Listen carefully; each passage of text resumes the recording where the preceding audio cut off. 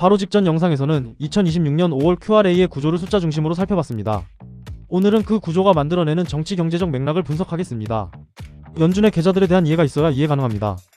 재무장관 취임 전 베센트는 전임자 옐런의 T-빌 위주 발행을 공개적으로 비판했습니다. 장기채 공급을 인위적으로 줄여 대선 전 금리를 낮춘 정치적 조작이라는 것이 요지였습니다. 텀아우트 즉 장기채 전환이 필요하다고 공언했습니다. 취임 후 실제 행동은 달랐습니다. 옐런의 발행 구조가 그대로 유지됐고 T빌 비중은 22%로 TBAC 공고 상한을 넘었습니다. 블룸버그 인터뷰에서 장기채 전환은 아직 멀었다고 했고 2025년 신규 발행의 84%가 T빌이었습니다. 이 사실 자체가 하나의 분석 단서입니다. 비판했던 전략을 답습하고 있다는 것. 차이는 의도의 공개 여부뿐이라는 점을 염두에 두고 이후 내용을 보시기 바랍니다. T빌 위주 전략이 만들어내는 경제적 효과를 정확히 이해해야 합니다. 학계에서는 이를 ATI, 액터버스트 트레저리 이슈언스라고 명명했습니다. 메커니즘은 단순합니다. 재무부가 단기채를 늘리고 장기채 공급을 억제하면 장기금리에 가해지는 상승 압력이 줄어듭니다. 장기금리가 낮아지면 투자자들의 자산 배분이 채권에서 주식 쪽으로 이동하고 전반적인 금융 여건이 완화됩니다. 연준이 국채를 직접 매입하는 QE와 작동 채널이 동일합니다. 수치로 보면 이 효과는 상당합니다. 허드선 베이 캐퍼털과 누리엘 루비니의 분석에 따르면 ATI는 10년물 금리를 약 30에서 50bp 억제했습니다.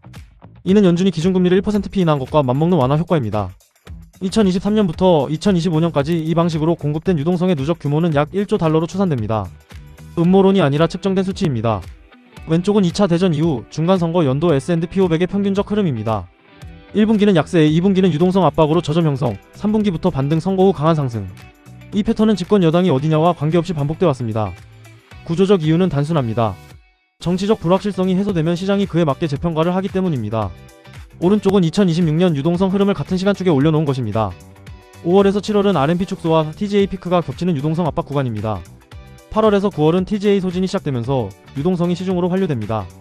10월에서 11월은 3분기 정부 지출 집중과 T-1 확대가 맞물리면서 유동성 공급이 최대치에 달합니다. 역사적 패턴의 저점과 반등 구간이 재무부의 현금 운용 사이클과 구조적으로 일치합니다. 이것이 이 슬라이드에서 확인해야 할 핵심입니다.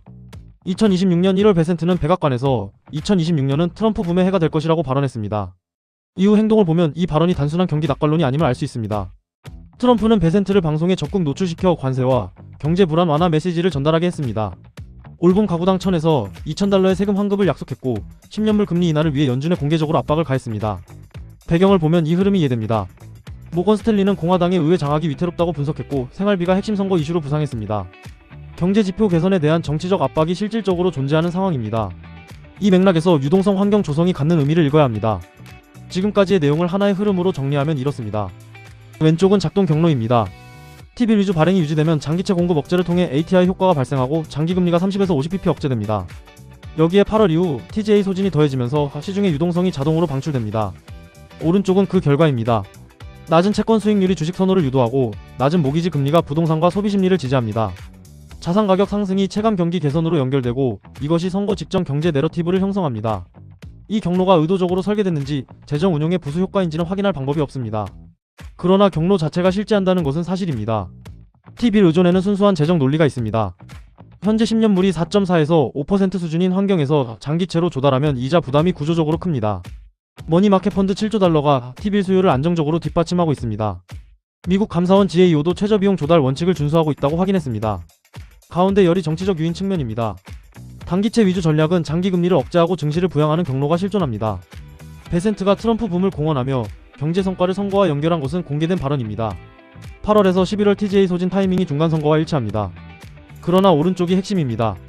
재정 필요에 의한 결과와 의도적 설계를 구분할 수 있는 객관적 기준이 없습니다. ATI 효과는 측정됐지만 의도를 증명하는 문서는 없습니다. 역사적으로도 이런 정치적 의도가 공식 입증된 선례가 없습니다. 첫째, ATI는 학술적으로 검증된 메커니즘입니다. 10년물 30에서 50bp 억제는 수치로 확인된 사실이고 스텔스 QE는 가설이 아닙니다. 둘째, 베센트는 비판한 전략을 그대로 구사하고 있습니다. 구조는 동일하고 경제와 선거의 연계는 당사자 스스로 발언을 통해 명시한 바 있습니다. 셋째, 5월에서 7월 유동성 압박, 8월에서 11월 유동성 방출, 그리고 중간선거라는 이 시퀀스가 역사적 중간선거 사이클과 구조적으로 겹칩니다. 타이밍의 일치 자체는 확인된 사실입니다. 넷째, 단 리스크가 있습니다. T빌 의존은 금리 급변 시 조달 비용 급등이라는 구조적 취약성을 내포합니다. 2027년 장기채 증액이 불가피해지는 시점의 충격은 선거 이후에 문제가 됩니다. 이 전략이 의도적 설계인지 재정 운용의 부수 효과인지를 단정할 수는 없습니다.